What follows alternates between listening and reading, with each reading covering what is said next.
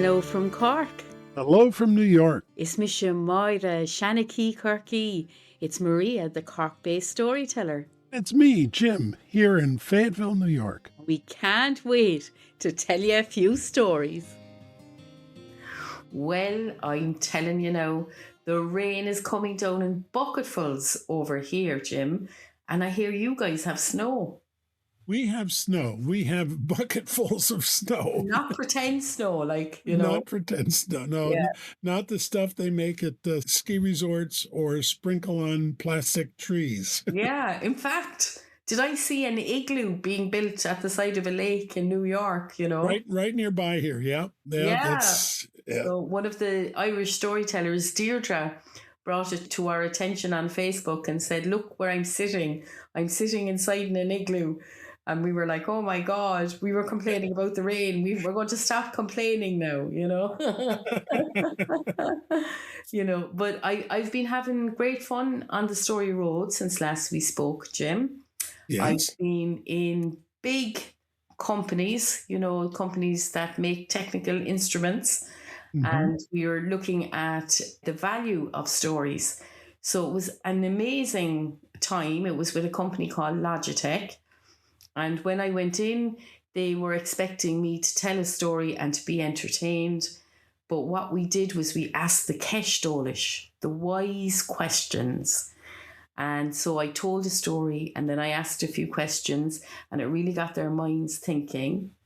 And then I did this little exercise. In fact, I might do the exercise with you now, Jim. And the exercise is this. When I say the word chair, what comes into your mind? So what comes into your mind, Jim? What comes into my mind? Well, there's a cascade of images that come. The first thing that came was a simple chair that you might find around a dining table. So nothing fancy, nothing particularly comfortable. Mm-hmm. And that as soon as I thought of that, I thought of the chair I'm sitting in, which is a nice, comfortable office chair. It goes back and forth. It's, very functional. But then what I settled on was a nice, overstuffed chair sitting in front of a fire with the fire blazing and just good smells and heat and all that all around. Oh, what a beautiful card against snow and rain, Jim. I love it. So as I went around the circle in this lovely little group, some of them saw the chair they were sitting in. Some of them saw really comfortable chairs from home and from childhood. Others saw gaming chairs. One or two saw swivel chairs, and it brought them to different places. And I told them about the first time I'd come in contact with this exercise. And in my head, just like you, I think it's a storyteller thing, I had a number of chairs, but the chair that won was a big pink chair with a shaft of sunlight coming in and so comfortable that you could pull your legs up on it and read a good book in it, And then they asked my boss, and my boss said, chair. Letters about so high, 1 foot high, in black, CHAIR. And both of us looked at one another in shock at what the others saw in their head, But it explained an awful lot about our Excel spreadsheets, because he'd sent me these very wide Excel spreadsheets in black and white. And I'd be going, but where's my columns? My columns should be coloured in pink. And then I'd pick all mine out in pink and I'd send it back to him and he'd be saying, why is she sending me colour in the spreadsheets? So it explained all of that. But also what we noted in the group that day was that every single person in the room that had turned up that day were visual. We saw things visually, and stories can open up great cinemas in your head. And as you have proven, Jim, sometimes more than one. So with that little exercise starting off our day and jumping into story making, they were absolutely flabbergasted at the power of story to paradigm shift, to help you visualize, to bring us together as a community, all the things that we're always exploring, Jim. It was just an amazing day. I loved it. It was great. Wonderful, wonderful. Yeah. It reminds me also of the times, because, as you know, I started off as a family therapist. And so I would get families to take their story and tell it differently. And all of a sudden, new ideas would come to them. Sometimes things that were so bizarre that they said, well, we could never do that. And I would say, you don't have to. All you have to do is start to imagine differently. And once you do that, the gates open up. The gates open up, and you come out of just your intellect and you're suddenly in your heart and your thought and your, even your social self, your emotional self. It's so lovely, Yes. So then the story that I told them is a 3,000-year-old Irish myth. And I thought I would tell it to you today. What do you think about that? Please do, Maria. Please do. Very good. So once upon a time when Ireland was a young country, much younger than she is today, when she had been pushed up out of the boiling sea as an igneous rock and then began to have loads of trees and become a tropical island. And the trees were so dense and so close together that a red squirrel could rise up into a tree here in Cork, Jim, where I am, and make its way all the way up our little country to Antrim without ever having to come down from the crowns of the trees. That's how dense the afforestation was. And now we're down to only 6% of those ancient trees. But this was a time when these trees were dense and luxurious, and all of the gods of the world sent their children to Ullscola na Héire, to Ireland's university, for teaching the gods. And what did they teach them, Jim? Well, they taught them the ways of peace. They taught them all about philosophy and poetry and music and song and how to avoid war wherever possible. But if it was not possible to avoid it, to really turn up as the warrior that they were. One such, I suppose, children of gods is what we would call them, to turn up to the school was a boy called Manannán. Will you try that, Jim? Manannán. Manannán. Exactly. I knew that you spoke Irish really well, and now I'm sure of it. So Manannán, if we were to picture him, was over 6 foot tall. He was skinny and gangly, like a young man on the precipice of manhood, but not yet there. His skin was as dark as burnt wood that was put in under water, and his eyes were as blue as the sky, or if he got really upset and cranky, as grey as an Irish sky in November. He was a daydreamer. I wonder if any of the people listening to this podcast are daydreamers. Well, he definitely was a daydreamer. And you'd know it because he'd begin to go away behind his eyes as the dream took hold of him. And as soon as the teacher would say, "Open up your old philosophy book," he'd begin to sink away into a great dream. And he'd see the claws of the hands of the people that were coming up over the cliffs of Éire and pulling themselves up over the edge of the island. And in their wake, they'd leave nothing. Instead, they'd take things and they'd put them into their bags. And he began to call them the bag people because they liked to collect things and they didn't seem to put anything else back into the earth in their wake. Well, when the dream would get very intense, he'd jump up and he'd have an imaginary sword and he'd say, get back, you bag people. You're not welcome here."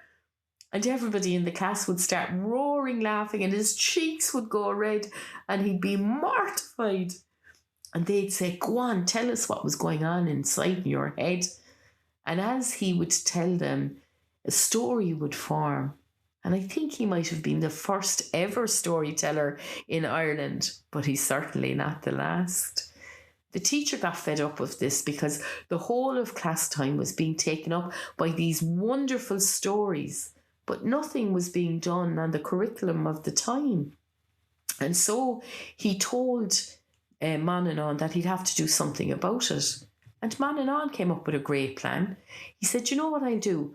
I'll go home to my dad and I'll tell him I'm going to give up the old school, which was what he did.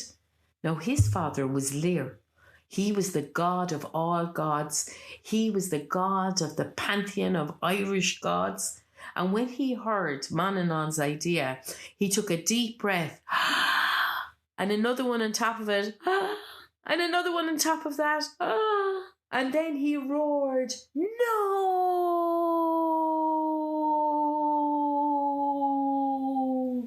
for 3 days. And the resulting hurricane around the edge of Ireland pushed the giant trees inwards. The Atlantic Ocean came over the trees, and that is how we have bogs in Ireland to this day. Well, he thought, I better go back to school or there'll be no Ireland. So that's what he did. And he still had the daydreams and he still had the problem. So he thought he'd better go for a bit of advice. And he sought out Finnegas. Finnegas appears as a wise man in a lot of the Irish stories, but this is the first mention of him. And when Manannán told him his problems, Finnegas pulled on his long white beard, a little bit like your own, Jim. And as he pulled on the beard, inspiration came into his heart. And he said, you know what I think it is? I think it's that your body is not yet a man, is no longer a boy, and it needs to be exercised, just like a horse is exercised.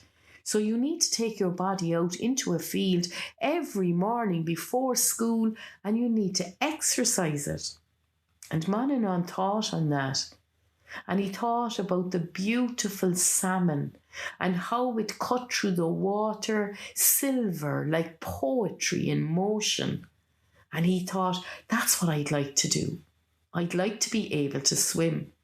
So he jumped into Loch Foyle and he swam one whole circumference of the loch that first day. And his body was tired enough that his brain had a chance in school that day. Well, the next day, he was able to do it 15 times. And by the time Friday rolled around, sure, he was able to do it 150 times. And his eyes were all crossed and he was drunk, getting out from going round and round and round Loch Foyle. And he said, this won't do. I'll have to take it to the Atlantic Ocean.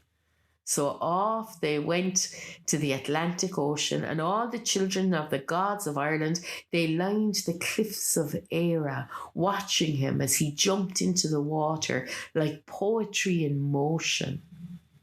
But Jim, we've talked about the weather today, and you know what the weather in Ireland is like. The sky began to darken, the waves began to rise, and the water began to get colder. And the children of the gods of Éire, they put their hands over their mouths and they said, Manannán, Manannán, Tarcoing, Manannán. But it was too late, for he was after going deep, deep into a daydream. And the sea herself had to take a hand in it.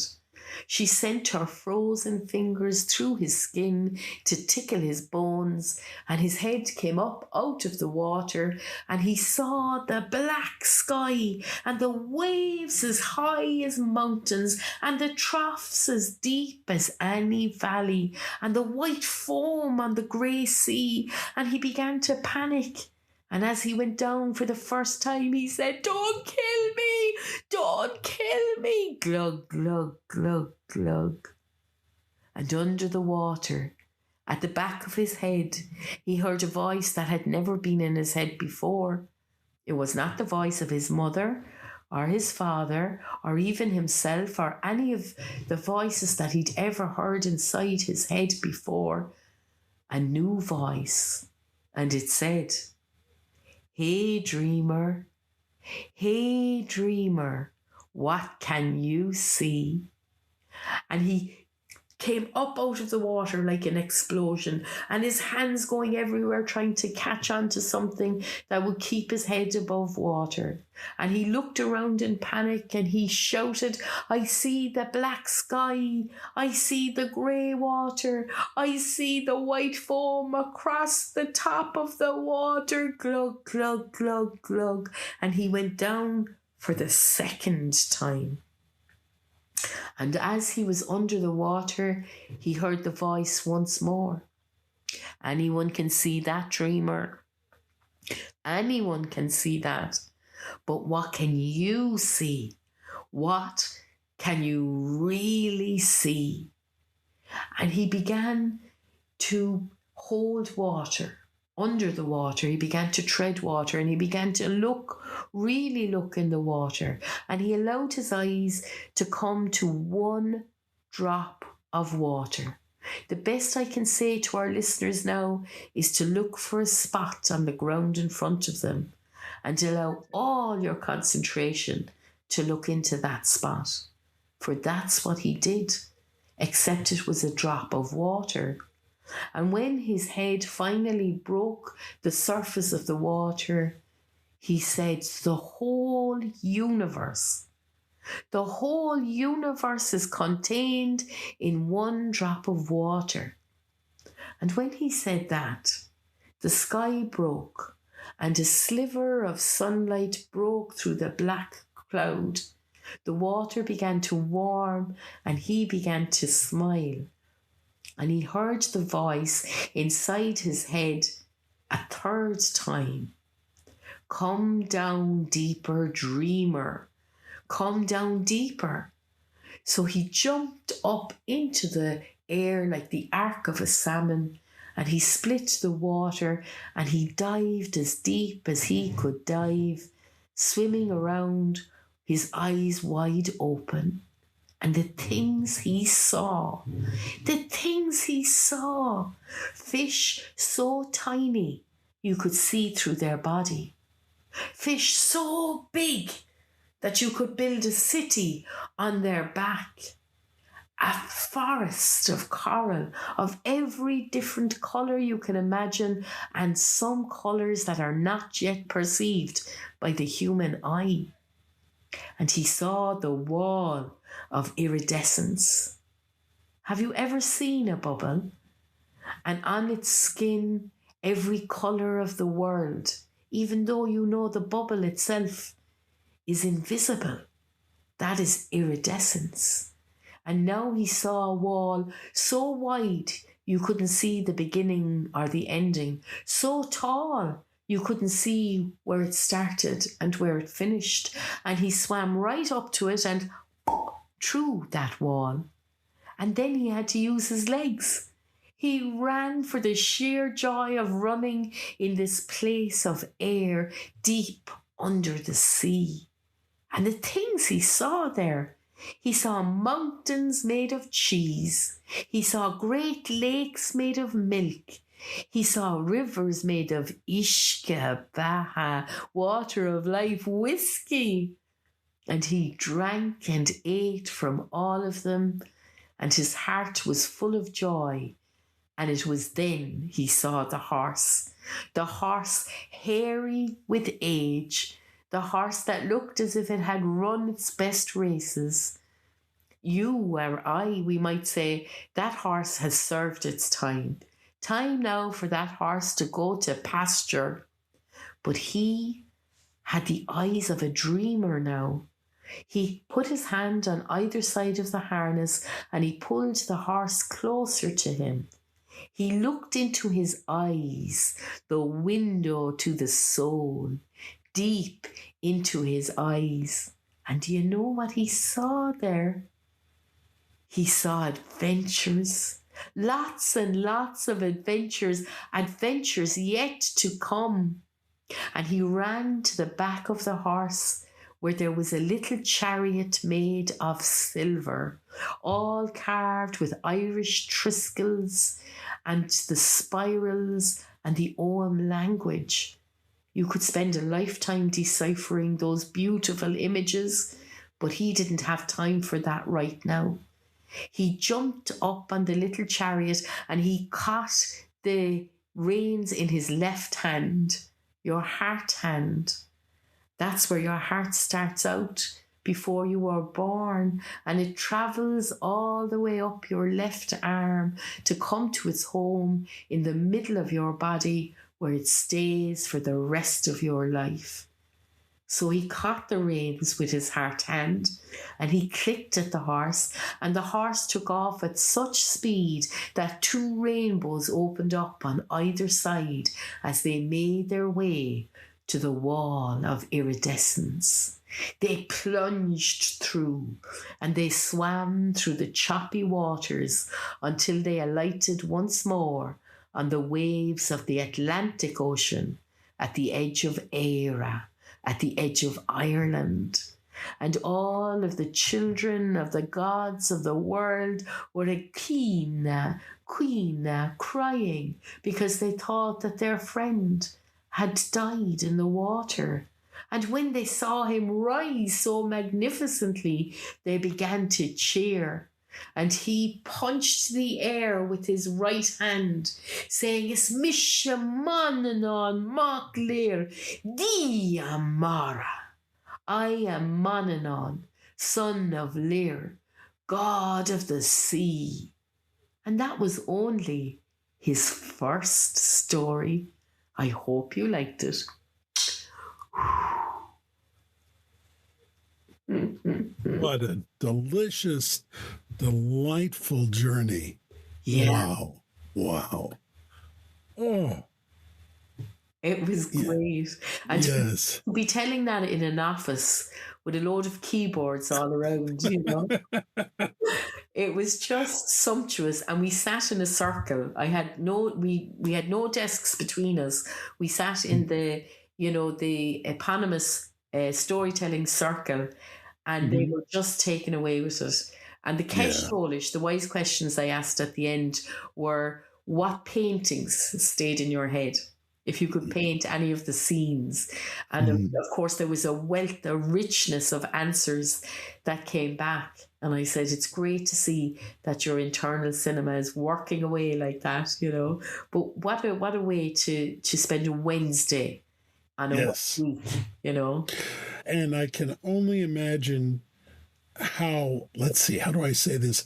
How unexpected your gift was and how treasured it must have been. You know, I'm sure they were expecting a marketing presentation about stories, you know. Yeah, that's it. Well, I suppose, you know, there's a name for that in biodynamic psychotherapy, and it's called pleasure shock, you know, that you have a little shock of pleasure. But I think also there's a huge power in stories to remind us that we don't just exist in our intellect, but we exist in all the other places, as we often say. And what it led to after that was an opening, you know. So when we came to creating a story between us, it came really fast, it was really sumptuous, and it was really fitting, you know, to the work that we were doing. So yeah, it was a great day, great storytelling day. This story has called 2 stories to mind for me. Yay! And they are fighting tooth and nail right now. I think we might make room. Will we make room for 2? Well, I don't know. I'll try this one. This first one is one of my favorites, but it is a story that has some real Jewish content to it, so I have to explain. And there's a story around the story, of course. So this is a story that was written by a fellow named Mitchell Heffitz, and he has a bunch of stories that he's written. And I told this story the first time on Rosh Hashanah, which is the Jewish New Year, to a large congregation. And the one thing you really kind of need to know about it is that there's a prayer that sits at the center of every Jewish service called the Shema. And it's not so much important what it means and all that, except that it has the names of God in it. And it's a very, very, very special prayer.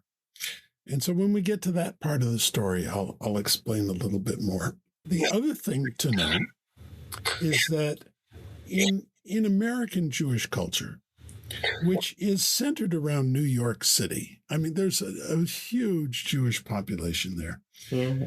One of the things is that Jewish folks in New York look down on the Jews of New Jersey, which is the next state over. Yes, they're not really as serious or dedicated or anything like that, and that plays a role in this. So those are the two little bits.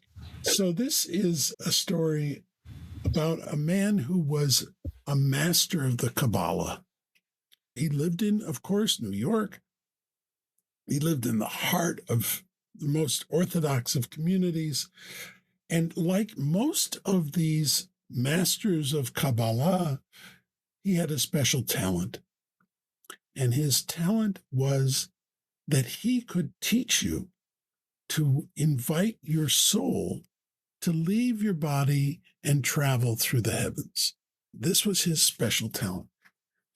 And of course, he had a group of disciples who followed him and loved him and studied with him and did whatever he told them.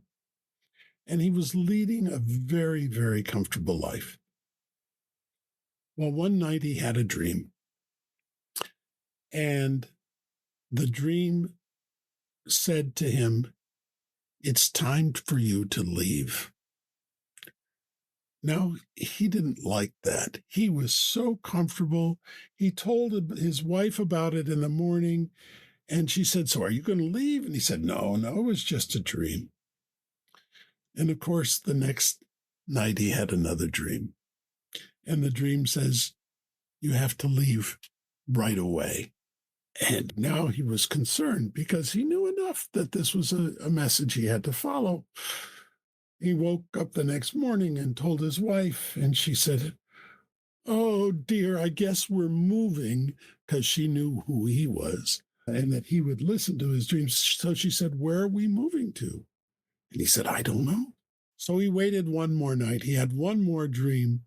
And in this dream, the voice came and said, "You must leave right away, and you must leave for New Jersey." And that was like, oh, how could a Kabbalist move to the shores of New Jersey where people are not at all serious? But he knew enough to follow his dream. So he went, and after telling his wife, who just kind of shrugged and sighed and said, "Okay, whatever we got to do," he went to tell his disciples, and they were bereft. They said, "You're going to go there, and yeah, you're a big name, but within a week there you'll hardly have anybody coming to services, and within a month you won't have enough people to even hold a service coming. You know those Jews of New Jersey." Well, he said, "That's too bad, because that's what I was told to do, so I'm going to do that." And so he moved to New Jersey. And of course, it started out just like his disciples said. There was a huge congregation. They felt so happy to have him lead them. And at the beginning, people were coming, just like they'd never seen before. But then, as the disciples had predicted, fewer and fewer people came. And it looked really bad. And so one night he asked in his dream, "What do I do? What's going wrong?" And the voice came back to him and said, "You have to teach them." He said, "But I am teaching them." The voice didn't say anything else. So he thought and he thought and he thought. And he went to the president of the congregation and he said, "It's not going well. We need to have a gathering of everybody. Let's get together on Sunday. Bring everybody in the congregation there. Man, woman, child, everyone." And the president knew that this was serious business because this was a famous man and it wasn't working. So he rounded up all the congregation and they came in on Sunday morning. And the Kabbalist got up on the bema, on the podium, and he said to his congregation, "Now I have to apologize to you." He said, "I was sent here to teach you, but I started in the middle. I didn't start in the beginning. We have to try again, and I have to start at the very beginning. And everybody kind of looked at each other like, what is he saying? And he said, we're going to learn to say the Shema. Now, everybody knew the Shema. Everybody knows that. And he says, but we're going to learn it without saying the names of God. And now everyone's really confused. And so he said, and these are the words in Hebrew, Shema Yisrael, la la la, la la la la, la la la, echad. And all those la la la's are where you say the name of God. And now everybody is just, what's happened to this fellow? He's lost his mind. And he started to sing it. Shema Yisrael, la la la, la la la, la la la la, echad. And some of the kids got kind of, this is fun. And they started to sing. And they sang over and over. And the adults got, and everybody was singing and having a great time. And it must have gone on for 20 minutes. And that's all they were doing, was just singing that over and over and over. And they were standing and they're waving. And without warning, he said, stop. We're done. That's the end of the first lesson. And everybody looked at each other like, well, that was fun, but very strange. But they said, okay, that was worthwhile. And they all started to leave, except this one little girl. And she had been sitting in the front row. Her mother was towards the back of the room. And she looked up at him and she said, I don't like you. You're not nice. And he said, what do you mean I'm not nice? She said, well, we were having fun and you made us stop. That's not nice. And he said, well, it wasn't to have fun. It was to learn. She said, well, I don't care what you call it. It was good and you made us stop and I want to keep going. He said, but it means learning something. And she said, that's okay.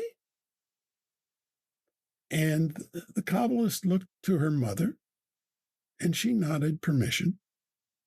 And he came down from the pulpit and he sat beside her. And he said, if you want to learn, we have to get ready to learn. Said, and so I want you to close your eyes. And I just want you to relax. And I want you to feel the breath coming in and going out of your body. Coming in and going out of your body. And they sat there for a little bit, and all of a sudden, she felt a tug on one shoulder. And her eyes stayed closed. But all of a sudden, she could see the two of them. And the Kabbalist said, you can see us now, can't you? And she said, yeah, this is strange. Well, your soul has left your body, but you can see us. And tell me, what do you see? And she said, well, I see you and I see me, and there's my mom at the back, and you're bigger than I am. And he said, yes, I am. He says, but now that your soul has left your body, you don't have to stay down here on the floor. You could rise up to the ceiling. And sure enough, the next thing she knew, she was rising up to the ceiling, which was quite a ways up. And she stopped there. And he said to her, so tell me now, what do you see? She said, I see the whole synagogue. I see my mom and you and me, and you are bigger than I am. And he said, yes. He said, but now that your soul has left your body, it doesn't have to stay indoors. It could fly up into the sky. And the next thing she knew, she was rising up right straight through the roof into the sky. He spoke to her and she could hear him. And he said to her, so tell me, what do you see? And she said, I see you and me and my mom, and I see the whole neighborhood, and I see the trees, and the sky is full of clouds, and I see cars going back and forth. We're all kind of small. And he said, yeah, that's true. It's true. But, now that your soul has left your body, you don't have to stay so close to the surface of the earth. You could fly up further. And the next thing you knew, she was flying up. And he said to her, so tell me now, what do you see? She said, I see the whole earth. I see it there. It's blue and it's white and it's green. And over there is the moon and over there is the sun. Oh my goodness. And we're all down there. Oh, we're all so very small. And he said, yeah, we are. But now that your soul has left your body, you don't have to stay so close to the earth. You could fly up even further. And her soul started to rise, and it rose, and she went past planets, and she went closer to the stars, and she should see galaxies. She could see everything. And she heard the Kabbalist's voice again. He said, tell me, what do you see? And she said, I see so much. I see stars, I see galaxies, I see planets, I see comets. Oh my goodness, we're all so very small. And he said, yeah, it's true. But now that your soul has left your body, you don't have to stay here at all. You can go to the center of everything. And her soul began to fly, and it went past all the stars and all the galaxies. And it came to a place she couldn't describe it. She felt a breath of air across her cheek. She felt her arm was brushed by a feather. And she heard the Kabbalist's voice, and he said, tell me, what do you see? And she couldn't speak. And he said, tell me, what do you feel? And she said,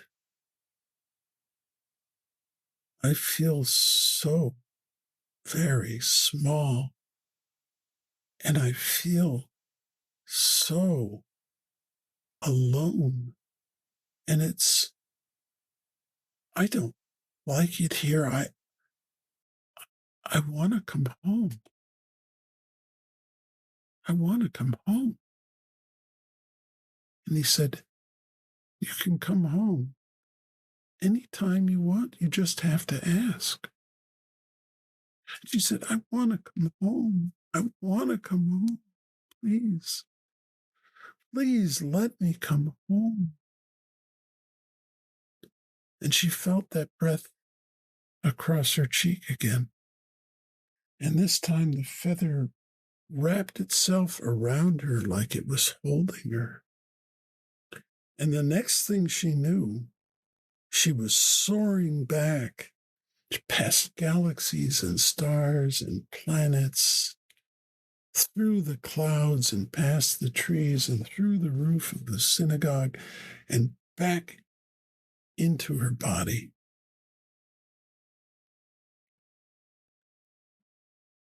And after a moment, the Kabbalist said, you can open your eyes now. Tell me, what did you learn? And she said, I learned that this universe is so huge and we're so small. Whoever created it must be very, very great. And he said, yes. What else did you learn? And she thought for a moment, and she remembered that breath of air, and she remembered that embrace. And she said, whoever created it loves us very, very much. And he said, yes. Now you're ready for your next lesson, which is to sing the Shema. And together they sang the Shema with the words of God. Shema Yisrael, Adonai Eloheinu, Adonai Echad. Ah, beautiful. Absolutely.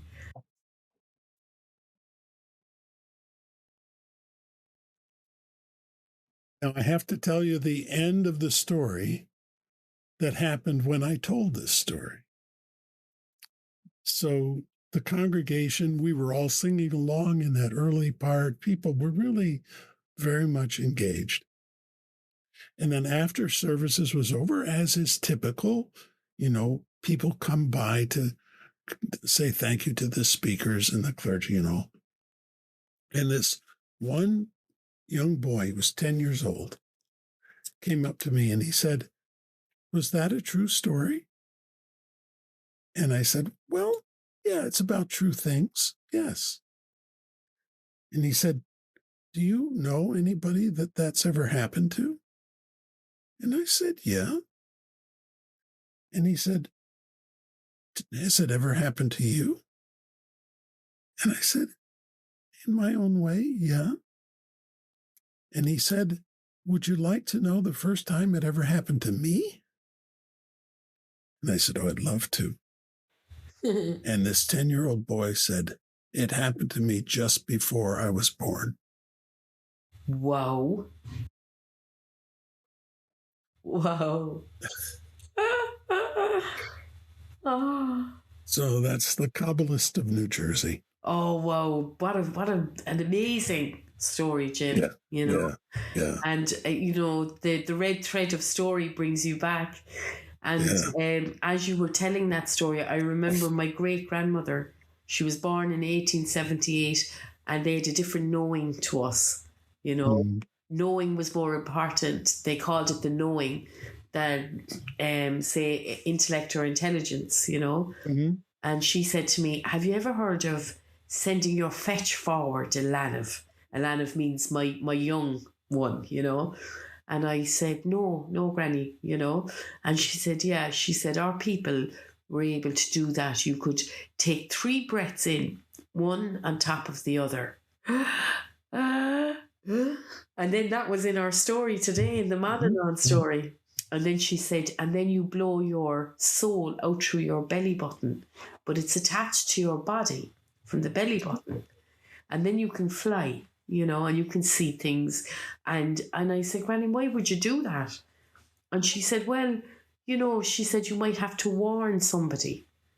And then she gave me a warning of her own. She said, but if you do that, Alanav, if you ever do that, my young one, she said, it costs your body, because we're supposed to be inside our bodies, And I said, in what way? And she says, well, you could be very tired and you might sleep for 3 days after something like that.